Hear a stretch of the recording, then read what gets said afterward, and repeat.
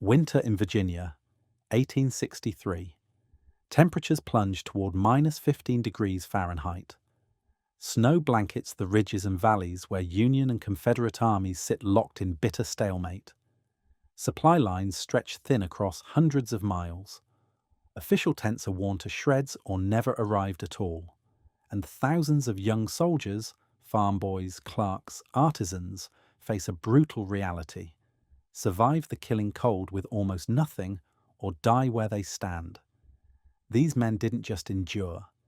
They created something remarkable from scraps and mud that kept them alive through the war's deadliest winters. Civil War soldiers built what they called Shebang shelters, rough huts thrown together from forked poles, brush, and whatever gear they could spare. But these weren't just desperate hovels. They were ingenious heat traps that could transform a frozen hillside into survivable shelter using techniques most of us have completely forgotten. This is how they turned the whole shebang into a makeshift miracle that saved thousands of lives.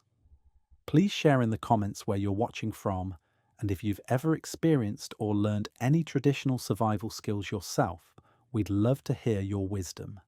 Subscribe for more ancient knowledge. The answer lay in something deceptively simple that Civil War soldiers created when official supplies failed them.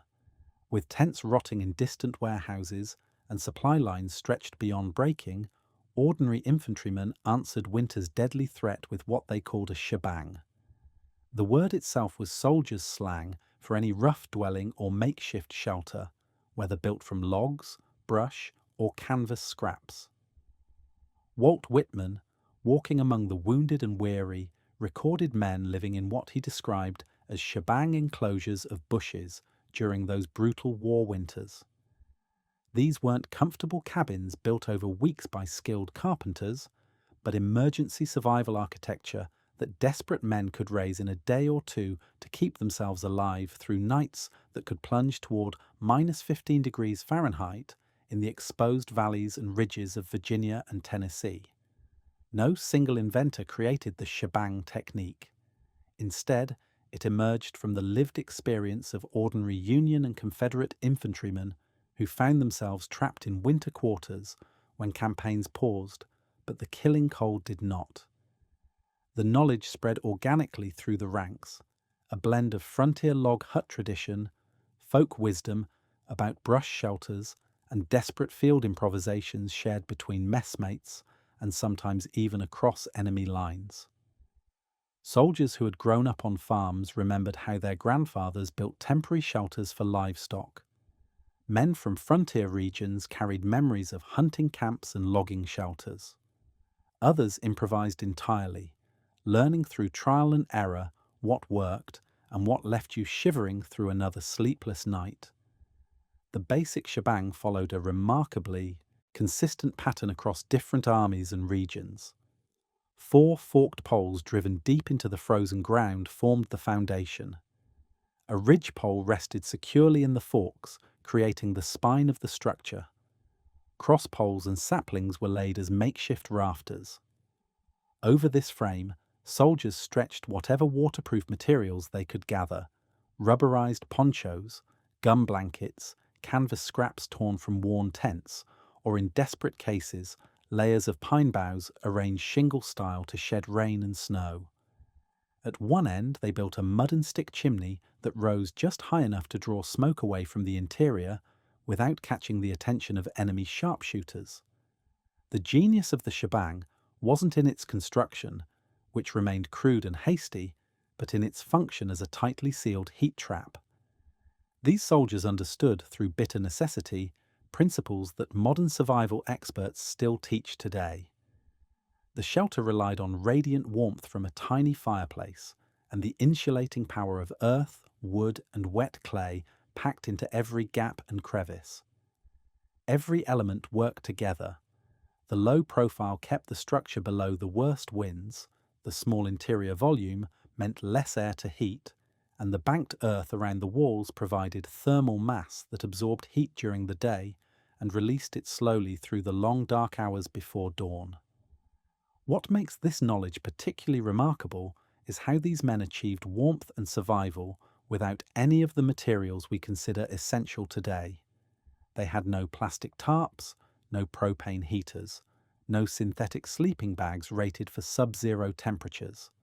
Instead, they built functional microhomes from materials they found in stripped landscapes where most useful timber had already been cut for firewood, corduroy roads, or officers' quarters. They worked with scrub saplings, fence rails scavenged from abandoned farms, brush that other soldiers had passed over, and whatever issued gear hadn't already worn to uselessness after months of hard campaigning.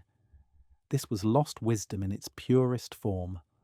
Knowledge that kept thousands of young men alive through some of the harshest winters in American military history, yet skills that most modern people no longer possess or even recognize as sophisticated engineering solutions disguised as rough frontier improvisation. The typical setting for shebang construction presented a survival challenge that would test any modern outdoorsman. Picture a depleted woodlot on a Virginia hillside or Tennessee field after weeks of military foraging had stripped away every useful resource.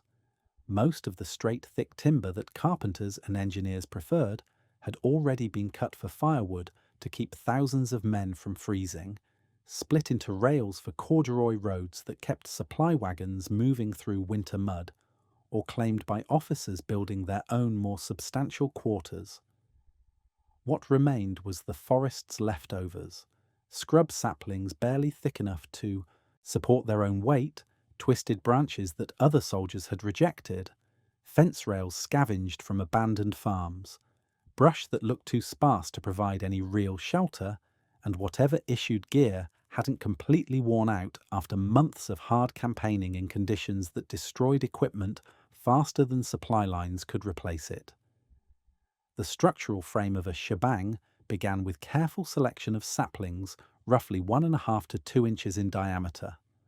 Soldiers learned to choose species that were straight enough to work with, flexible enough not to snap under load, and common enough that cutting them wouldn't eliminate the last decent timber in an already stripped landscape. Reenactor manuals and sutler instructions often mention that common hardwoods like maple or mulberry worked well for uprights, though desperate men used whatever they could find. The dimensions these soldiers worked with were dictated by both survival needs and practical limitations. 2 or 4 forked uprights stood about 36 to 48 inches tall, creating a shelter low enough to avoid catching wind, but high enough that a man could sit without hitting his head on the ridgepole. A ridgepole roughly 60 to 72 inches long formed the backbone of the structure, while the base footprint typically measured just 3 to 4 feet wide and 6 to 7 feet long. These measurements weren't arbitrary. They created just enough space for 1 or 2 men to lie down and turn over during the night, but not so much space that their small fire would waste precious heat-warming empty air.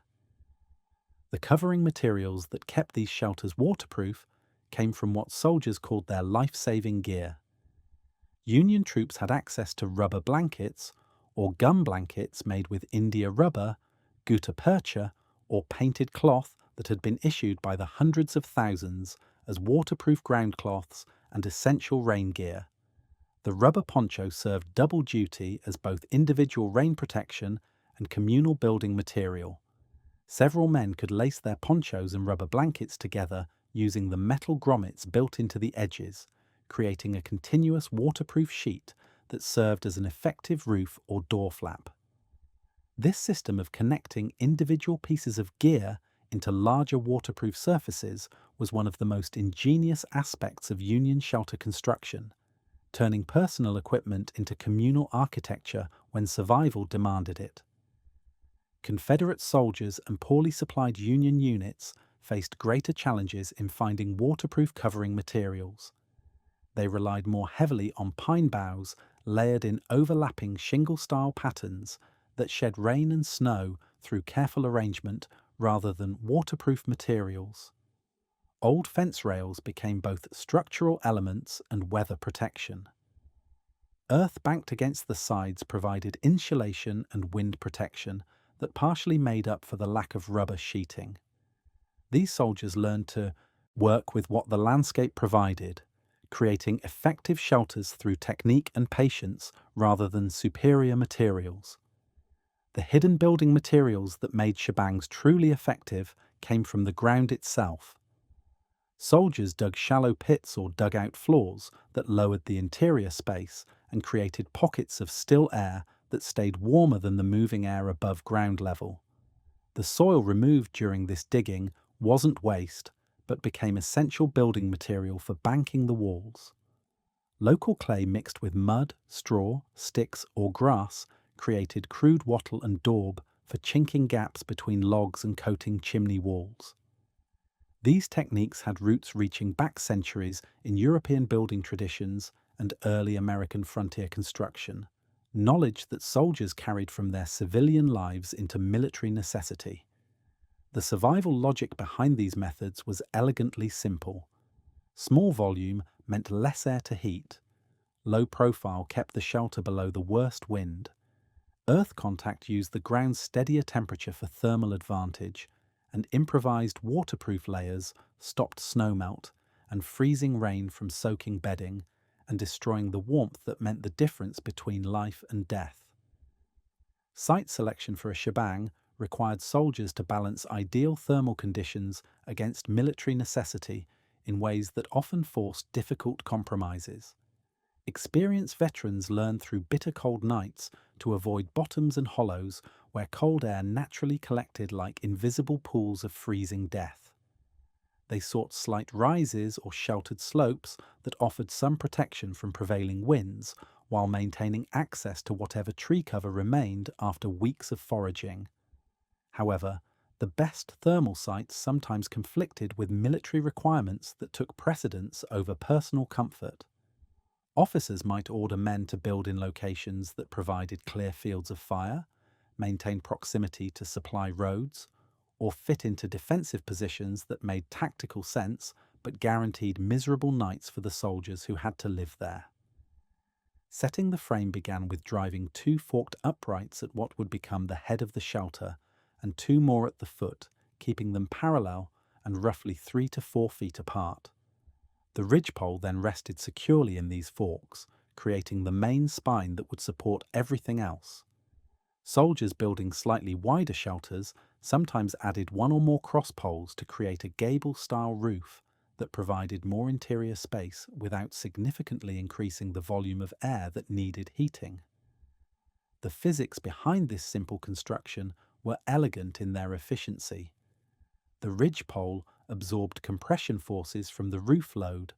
The forked uprights handled downward pressure and prevented the entire structure from collapsing under snow loads, and the triangular roof shape naturally shed precipitation like a primitive A-frame that required no complex engineering knowledge to build correctly.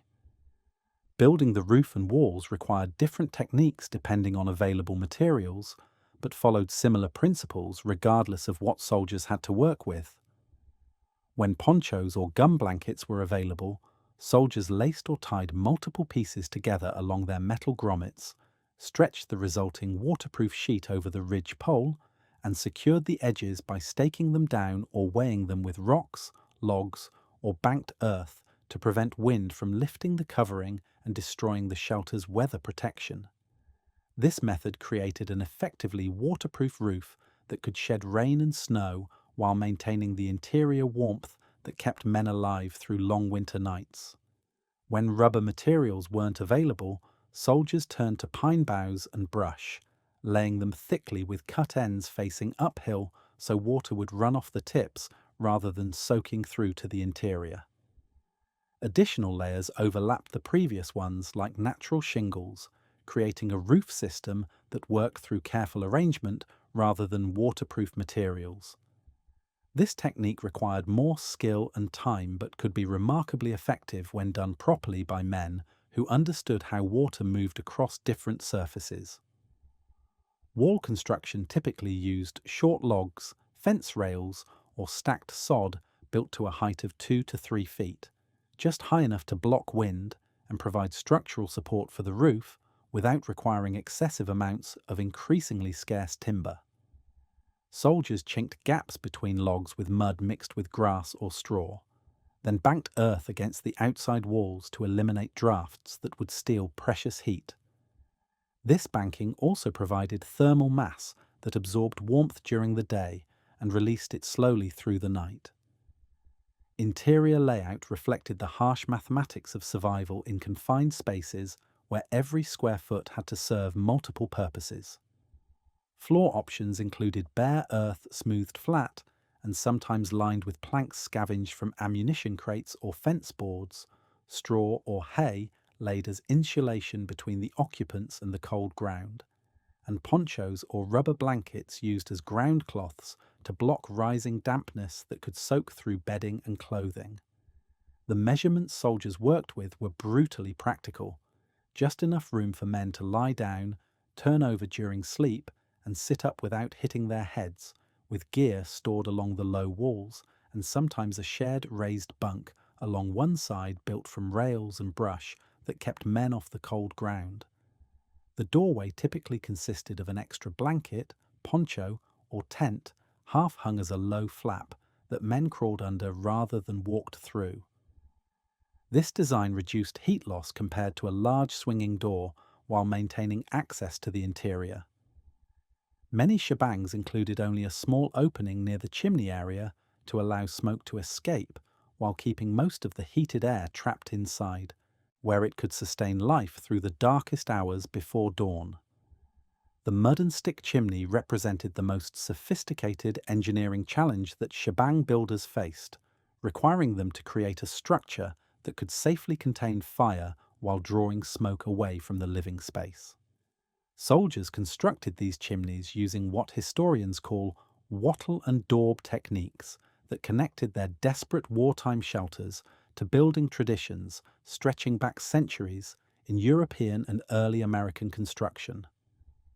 The process began with upright logs or sturdy poles arranged to form a rectangular box at one end of the hut, creating the basic framework that would contain the firebox and support the chimney structure.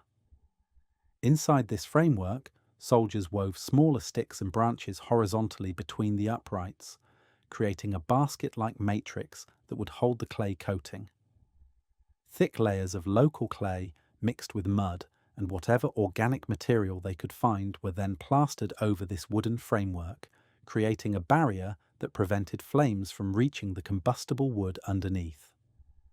When done properly, this technique produced chimneys that could function safely for months, though they required constant maintenance and repair.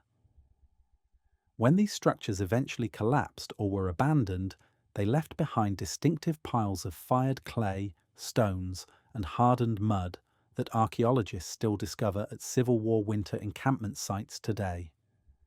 Managing draft and smoke required soldiers to understand basic principles of thermodynamics, even if they lacked the scientific vocabulary to explain what they were doing.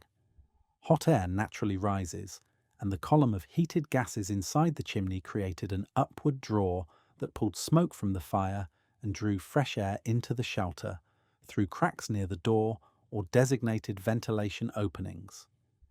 This natural draft system worked like a simple engine, but it required careful balance to function properly. Too much draft would steal all the warm air from the interior, leaving the occupants nearly as cold as if they had no fire at all. Too little draft meant smoke would fill the shelter, making it impossible to breathe and forcing men to choose between suffocation and freezing. Experienced soldiers learned to control this delicate balance by adjusting the size of their fires, partially blocking or opening the entry flap to regulate airflow, and shaping a narrow throat or neck in the chimney that accelerated the rising column of hot air and improved the overall draw of the system. The concept of radiant heat provided the foundation for why these tiny fires could keep men alive through nights when temperatures dropped well below freezing.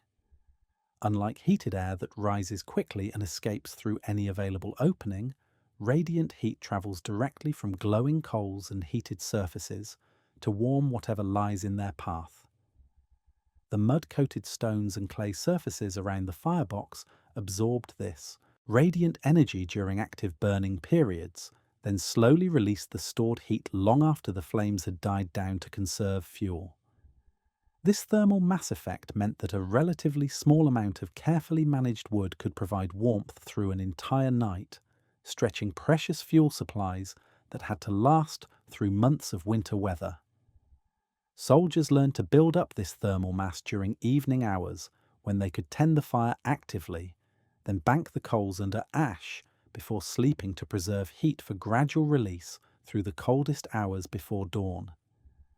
Ventilation and safety concerns forced soldiers to balance the competing demands of warmth and breathability in ways that often meant the difference between life and death.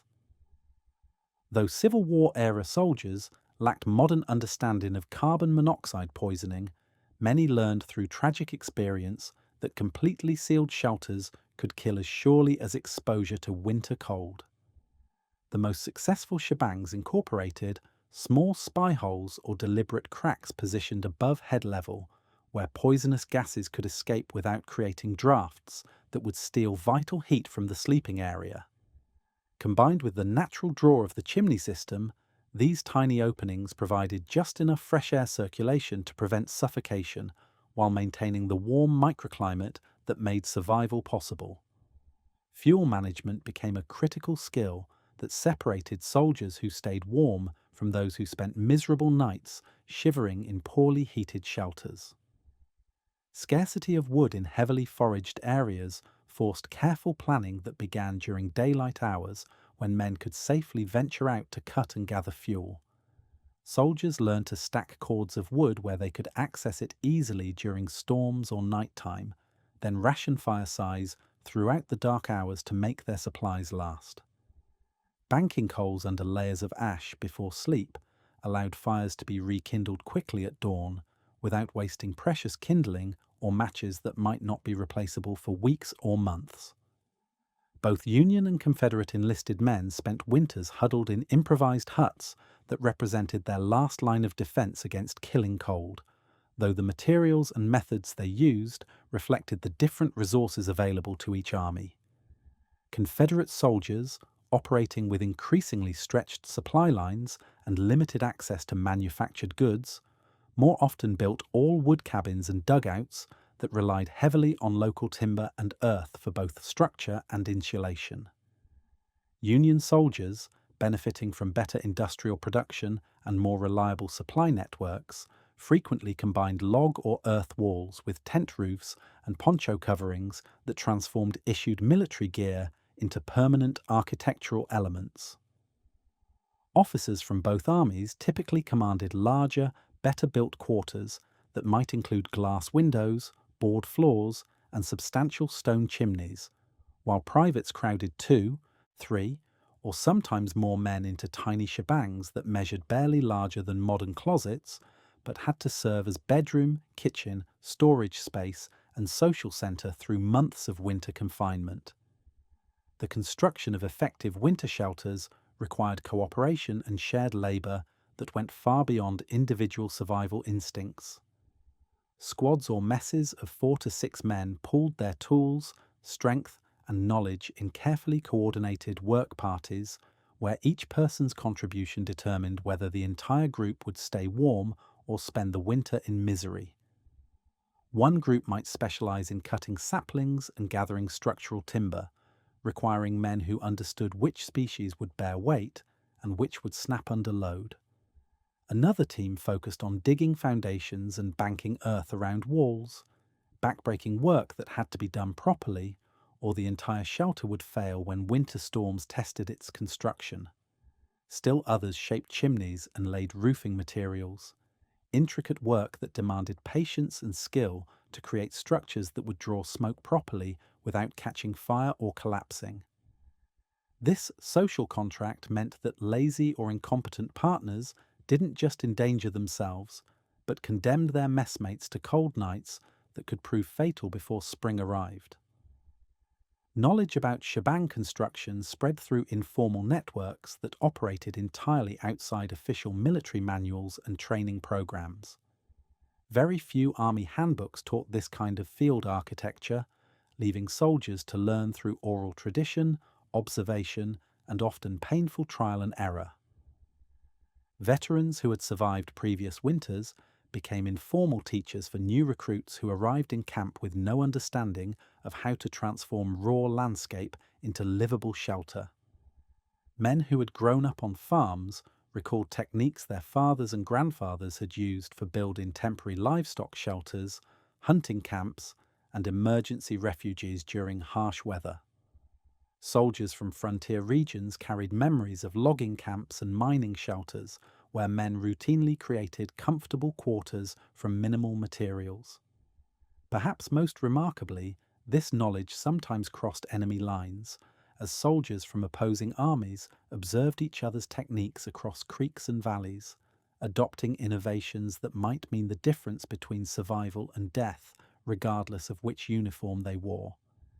Daily life inside these crude shelters developed its own rhythms and customs that transformed military necessities into something approaching domestic comfort. Boots and wet clothing dried near the small hearth, positioned carefully to avoid scorching while capturing enough heat to be wearable by morning. Rifles stood stacked just inside the door, where they remained accessible but protected from snow and rain that could rust metal and ruin powder. Rations hung from rafters to keep precious food supplies away from the rats and mice that inevitably invaded any warm space during winter months. On the coldest nights, men developed rotation systems that ensured everyone got time closest to the fire without monopolizing the warmth that belonged to the entire mess. Personal belongings found designated places along the low walls where space was too cramped for sleeping but adequate for storage. Letters from home, writing materials, sewing supplies, and small personal treasures created tiny shrines that connected these rough shelters to the civilian world that seemed increasingly distant as winter dragged on. The Shebang, despite its crude construction and Spartan accommodations, became a temporary home that provided psychological as well as physical shelter against the hardships of military life. Within walls built from mud, sticks, and salvaged materials, soldiers found space for the small rituals that maintained their humanity. Writing letters by firelight, mending torn equipment, sharing stories and rumours, and guarding the precious warmth that represented their collective victory over a winter that seemed determined to kill them all.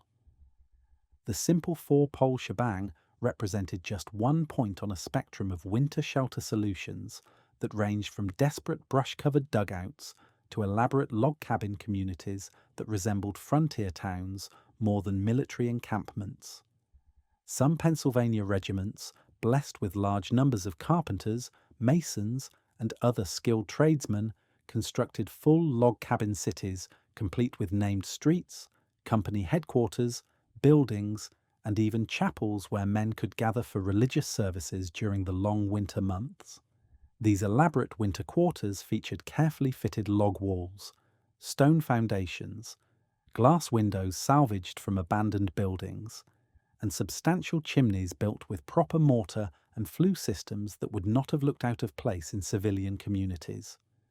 At the opposite extreme, units short on time, tools, or local timber resources relied on low brush-covered shebangs and dugouts that barely rose above ground level but could still provide life-saving protection when properly constructed and maintained.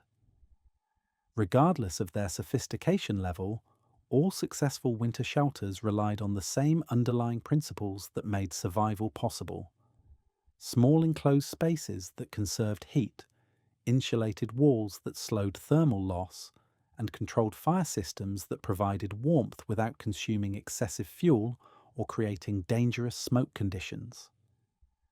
Union and Confederate armies developed distinctly different approaches to winter shelter construction that reflected their contrasting access to manufactured materials and supply reliability.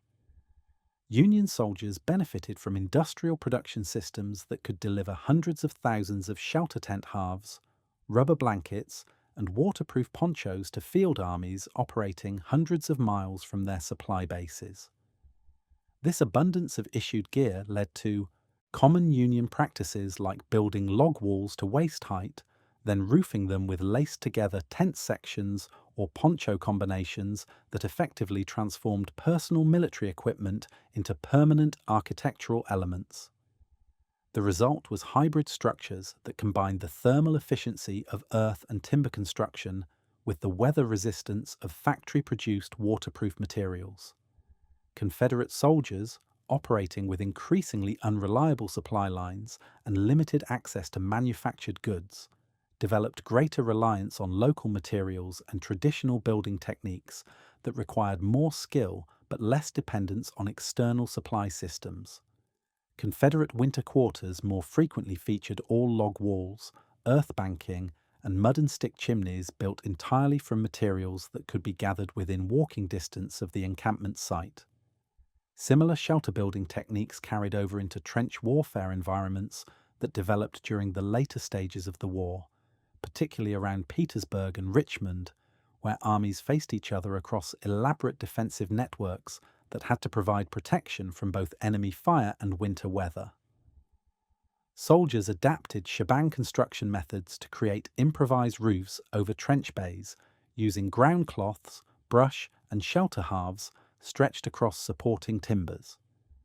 Small bunkers and what soldiers called gopher holes were lined with logs and topped with earth that provided both overhead protection from artillery fragments and insulation from winter cold. These adaptations proved so effective that similar techniques would reappear in the trench systems of World War I, where soldiers facing similar challenges of protection and shelter would rediscover many of the same solutions that Civil War veterans had developed decades earlier. The construction techniques that Civil War soldiers used in their shebangs and winter huts connected them to much older traditions of vernacular architecture that stretched back through centuries of human adaptation to harsh climates. European wattle and daub cottages used the same basic methods of weaving sticks between posts and coating them with clay and mud that soldiers employed in their chimney construction. Early American log cabins with external stone and mud chimneys provided the template for many of the more elaborate winter quarters that skilled soldiers built when time and materials permitted. Indigenous North American building traditions offered examples of brush shelters and earth lodges that also relied on small interior volumes, earth banking, and carefully controlled smoke vents to create livable spaces in extreme weather conditions. Civil War soldiers, whether they recognized it consciously or not, were drawing from a vast library of survival architecture developed by countless generations of people who had faced similar challenges of creating shelter from minimal resources in hostile environments. Modern reenactors and experimental archaeologists continue to build soldier huts and improvised shelters using original dimensions, materials, and construction techniques, providing valuable insights into how these designs actually performed under real weather conditions. Living history groups who spend winter nights in authentic reproductions help confirm historical accounts of interior temperatures, smoke management problems, fuel consumption rates, and the critical importance of proper construction details that meant the difference between comfort and misery during long winter months. The enduring wisdom encoded in Civil War shebangs distills down to 4 fundamental survival principles that transcend historical periods and technological capabilities. First, successful shelter builders learned to work with whatever materials the land provided rather than demanding ideal resources that might never become available. Scrub saplings that other soldiers dismissed as useless became structural elements when properly selected and positioned. Mud that seemed like worthless dirt transformed into insulating mortar when mixed with grass and clay. Stones rejected as building obstacles became thermal mass that stored and released heat through long winter nights. Pine boughs that appeared too sparse for effective roofing created weatherproof barriers when layered with patience and skill. This principle of adaptive resourcefulness meant that determined men could create life-saving architecture even in landscapes that had been stripped of obvious building materials by months of military foraging. The second principle focused on the counterintuitive wisdom of thinking small, when designing spaces for human survival. Modern assumptions about comfort and spaciousness worked against soldiers who needed to conserve every unit of heat their small fires could produce. A tight, low shelter that forced men to crawl through the entrance and duck their heads while moving around inside wasted far less precious heat than a tall, comfortable room that would have felt more civilized but left occupants shivering through deadly winter nights. This mathematical relationship between interior volume and heating requirements meant that cramped quarters represented sophisticated engineering rather than primitive construction. The most successful shebangs created just enough space for essential human functions while eliminating every cubic foot of air that would steal warmth without providing survival value. The third principle demanded that soldiers integrate fire and shelter into unified systems where hearth, chimney, and walls function together rather than as separate elements. The tiny fireplaces that kept men alive required carefully designed airflow patterns, thermal mass placement, and smoke management that connected every aspect of shelter construction. A chimney built without proper attention to interior air circulation would steal warm air and leave occupants cold despite burning precious fuel. Walls constructed without consideration of fireplace placement would waste radiant heat or create dangerous smoke conditions. Door openings that ignored draft patterns would either let warmth escape or fail to provide adequate ventilation for safe breathing. This integration meant that even crude shebangs represented sophisticated engineering solutions, disguised as rough frontier construction. The fourth principle recognized Earth itself as an active building partner rather than simply the foundation for other materials. Banked soil provided wind protection and thermal insulation that could make poorly constructed walls functionally effective. Dugout floors created pockets of still air that stayed warmer than exposed surfaces while providing soil for banking exterior walls. Clay deposits became mortar, chinking material, and chimney coating that sealed gaps and prevented structural fires. This partnership with natural materials meant that successful shelter builders needed to read landscapes like texts, identifying resources and opportunities that untrained eyes would completely miss. Modern dependence on factory-manufactured tents, synthetic insulation, and fuel-driven heating systems has created a dangerous gap in practical knowledge that previous generations took for granted. Most contemporary people have never built even simple brush shelters during camping trips, let alone weatherproof structures capable of sustaining life through extended winter conditions. The skills that allowed Civil War soldiers to transform frozen hillsides into survivable communities have largely disappeared from common knowledge, replaced by technologies that work magnificently until supply chains fail or equipment breaks down in remote locations. These forgotten techniques offer more than historical curiosity for people willing to learn from the experiences of men who faced survival challenges with nothing but their hands, basic tools, and accumulated wisdom about working with natural materials. Understanding how to read terrain for wind patterns and cold air drainage, practicing construction of simple brush shelters in safe conditions, experimenting with controlled fire use in outdoor settings, and observing how different materials behave under wet and cold conditions could provide life-saving knowledge for modern people who might someday face their own supply line failures. The young soldiers who built these rough shebangs were not engineers with formal training or blueprints, but ordinary farm boys, artisans, and clerks who transformed impossible survival situations into manageable hardships through determination, cooperation, and willingness to learn from both success and failure. Their mud-walled, smoke-blackened shelters that were quickly abandoned when spring campaigns resumed represented proof that human beings, working with basic tools and accumulated knowledge, can meet nature's harshest challenges on equal terms and emerge victorious.